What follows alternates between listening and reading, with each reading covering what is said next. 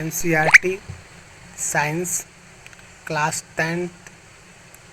Tenth chapter 2 part 2। यह part 2 है। एक क्वेश्चन है, what do all acids and all basis have in common. क्या सभी एसिड्स सभी बेसिस में कुछ कॉमन है? चलिए देखते हैं। All acids generate hydrogen gas on reacting with metals, so hydrogen seems to be common to all acids। यानी एसिड जो है जब भी मेटल से रिएक्ट करता है तो हाइड्रोजन गैस रिलीज करता है। तो इसमें जो है इससे यह पता चलता है हाइड्रोजन गैस जो रिलीज होता है यह कॉमन है ऑल एसिड के लिए। जैसे एक एक्टिविटीज़ दिया गया है जिसमें एक बीकर है। बीकर में जो है रबर कॉर्क के मदद से दो नेल आयरन के नेल हैं, उनको कनेक्ट किया गया है बैटरी और बल्ब से। 6 वोल्ट की बैटरी है और उसमें कुछ बूंदे जो है डिल्यूट HCl सॉल्यूशन जो है डाला गया है। अब होता ये है, जब हम बैटरी को स्विच ऑन करते हैं तो बल्ब जलने लगता है। क्योंकि एसिड जो है वाटर में मिक्स होता है, चाहे वाटर से, तो उसमें एसिड से हाइड्रोजन आयन अलग होता है और वाटर से रिएक्ट करके हाइड्रोनियम आयन बना लेता है, जिसकी वजह से जो है इसमें करंट फ्लो होने लगता है। तो यह एक्टिविटी इसमें दिखा रहा है। जैसे glucose and alcohol solution do not conduct electricity, whereas all acid solution conduct electricity due to presence of hydrogen ions in acid solution. तो glucose and alcohol solution do not conduct electricity. Glucose और alcohol solution जो है electricity conduct नहीं करता है, क्योंकि उसमें जो हाइड्रोजन है वो वाटर के साथ रिएक्ट नहीं करता है। लेकिन वहीं पर जो एसिड सॉल्यूशन है उसमें हाइड्रोजन होता है और वो हाइड्रोजन आयंस जो हैं इलेक्ट्रिसिटी कंडक्ट करने में मदद करते हैं। अब आता what happen do an acid or a base in a water solution. Acid को वाटर में डिजॉल्व करते हैं तो क्या होगा, hydrogen ions in HCl hydrochloric acid है, are produced in the presence of water. Water के प्रेजेंस में एसिड जो है हाइड्रोजन आयन प्रोड्यूस करता है। जैसे कि HCl प्लस H2O रिएक्ट करेगा तो H3O+ हाइड्रोनियम आयन बनाएगा प्लस Cl नेगेटिव। वो hydrogen ions can not exist alone. Hydrogen ions जो हैं कभी भी अकेला एग्जिस्ट नहीं करता है, but they exist after combining with water molecules. Water molecules से कंबाइन करने के बाद वो एग्जिस्ट करता है। जैसे कि H plus plus H2O arrowhead H3O+ hydronium ion. एक और एक्टिविटीज़ है preparation of HCl gas. HCl gas की प्रिपरेशन करने का ये एक्टिविटी है, जिसमें क्या होता है कि एक टेस्ट ट्यूब होता है। टेस्ट ट्यूब में सोडियम क्लोराइड पहले रखा जाता है, फिर उसमें जो है कंसनट्रेटेड सल्फ्यूरिक एसिड डाला जाता है। उसके बाद उसमें क्या होता है, कुछ गैस रिलीज करता है। उस गैस को जब हम लोग एक वो ट्यूब के माध्यम से, डिलीवरी ट्यूब के माध्यम से लिटमस पेपर ड्राई पे जब पुट करते हैं तो उसमें कोई चेंजेस नहीं होता है। लेकिन वहीं जब हम लोग वेट लिटमस पेपर यानी भीगा हुए लिटमस पेपर पर जब उस गैस को पुट करते हैं तो कलर चेंज हो जाता है। या एक्टिविटीज या चीज़ बता रहा है। देखते हैं। फिर इसमें हो रहा है base is dissolve in water. अगर बेस को वाटर में डिजॉल्व करें तो क्या होगा। Bases generate hydroxide OH ion in water. Bases which are soluble in water are called alkalis. जब भी बेसिस को जब भी हम लोग वाटर में मिक्स करते हैं तो हाइड्रोजन वो हाइड्रो ऑक्साइड आयन जनरेट करता है। कुछ बेसिस जो होते हैं सोल्यूबल होते हैं वाटर में, उसे हम लोग अल्कलाइज कहते हैं। Not all bases dissolve in water. An alkalis is a base that dissolve in water. सभी बेसेस वाटर में डिजॉल्व नहीं होते हैं, लेकिन एक अल्कलाइज ही ऐसा बेस है जो कि वाटर में डिजॉल्व होता है। Never taste or touch them as they may cause harm. जब भी हम लोग बेसिस को वाटर में डिजॉल्व करते हैं तो उसे डायरेक्टली टच नहीं करना चाहिए, ना ही उसे टेस्ट करना चाहिए। यह जो है हार्मफुल हो सकता है। केमिकल रिएक्शन है जैसे NaOH सोडियम हाइड्रोक्साइड, यह एक बेस है, प्लस वाटर से रिएक्ट करता है तो arrowhead sodium ion Na plus OH negative hydro oxide ion बनाता है। फिर वहीं पे KOH potassium hydroxide solid form में H2O वाटर से रिएक्ट करता है तो पोटेशियम आयन बनाता है K plus OH hydro oxide ion बनाता है एक्वस फॉर्म में। वहीं पर जब magnesium hydroxide MgOH2 solid form में प्लस H2O रिएक्ट करता है तो मैग्नीशियम आयन बनाता है Mg2 प्लस 2 OH निगेटिव बनाता है, जिसे हम लोग हाइड्रो ऑक्साइड आयन कहते हैं एक्वस फॉर्म में। In neutralisation reaction acid plus base जब रिएक्ट करता है तो साल्ट प्लस वाटर बनाता है। वैसे ही जैसे हमारा H+X नेगेटिव हाइड्रोजन आयन के अलावा कोई भी एलिमेंट हो सकता है, जैसे HCl है, HCl में H+ होता है, Cl नेगेटिव होता है chlorine, plus base M+OH negative. M भी कुछ भी हो सकता है, जैसे सोडियम हो सकता है, पोटेशियम हो सकता है और OH आयन होता है। तो जब ये रिएक्शन करता है तो MX बनाता है, यानी X negative M positive react करता है जो कि साल्ट बनता है, प्लस HOH बनता है जिसको हम लोग वाटर कहते हैं। यानी H plus OH negative react करेगा तो H2O बनेगा वाटर।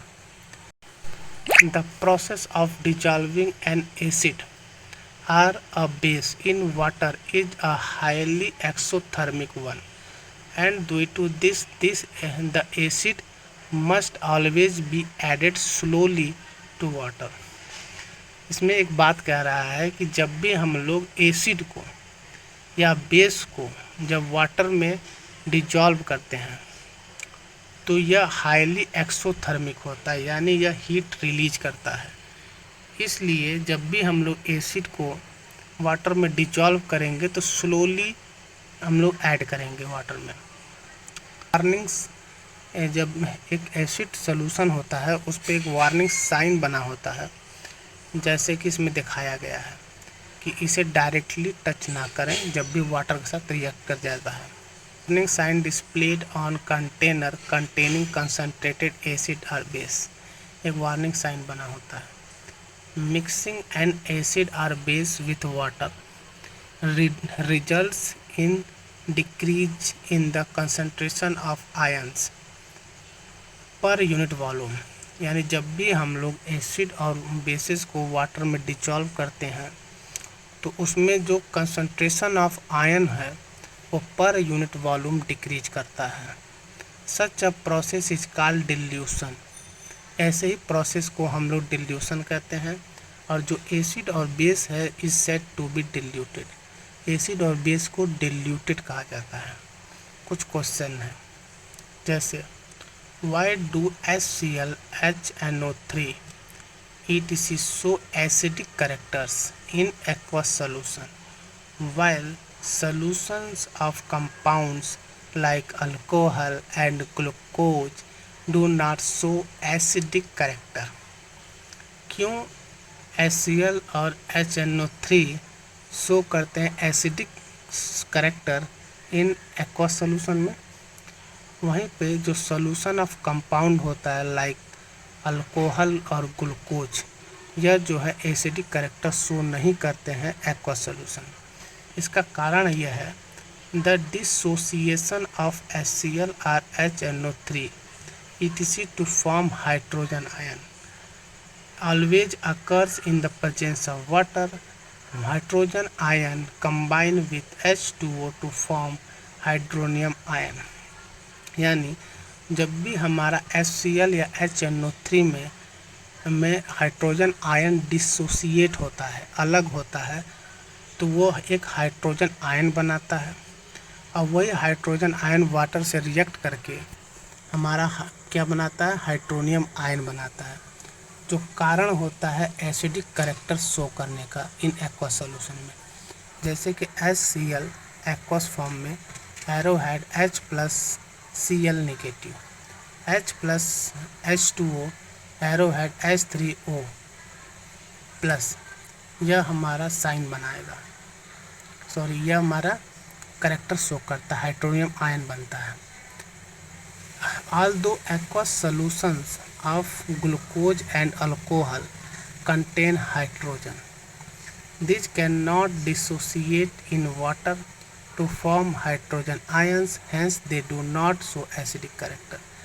जो जितने भी एक्वस सॉल्यूशन में जब ग्लूकोज और अल्कोहल को ऐड करते हैं तो वो हाइड्रोजन आयन रिलीज नहीं करता है, जिसके कारण वहाँ पे हाइड्रोनियम आयन नहीं बनता है। इस कारण वहाँ पर एसिडिक करेक्टर शो नहीं करता है एक्वस सॉल्यूशन में।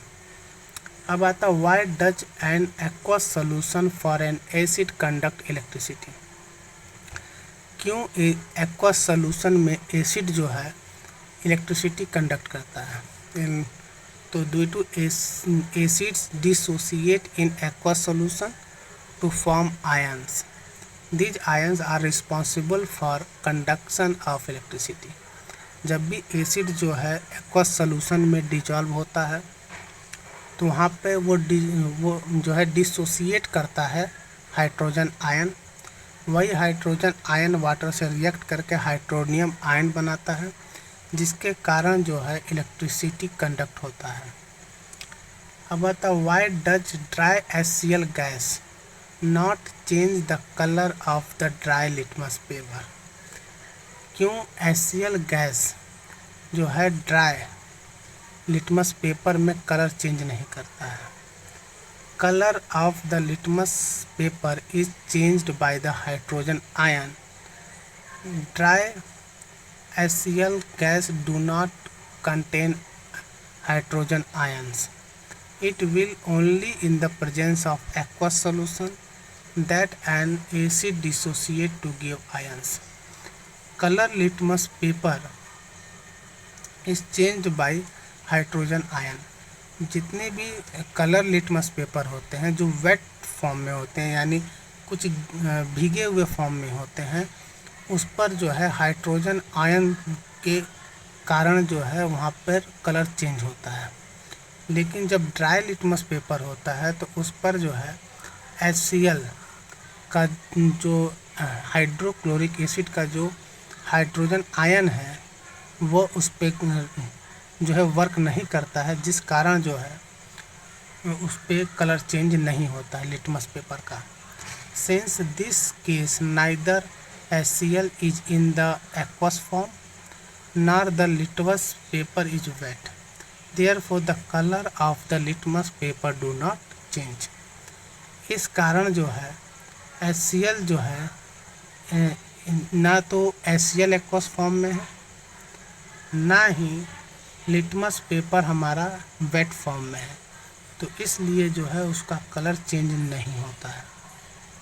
While diluting an acid, why is it recommended that the acid should be added to water and not water to the acid? क्यों डिल्यूटिंग क्यों जब भी हम लोग एसिड को वाटर में डिजॉल्व करते हैं तो एसिड को वाटर में डिजॉल्व किया जाता है, लेकिन वाटर को एसिड में डिजॉल्व नहीं किया जाता है। क्यों?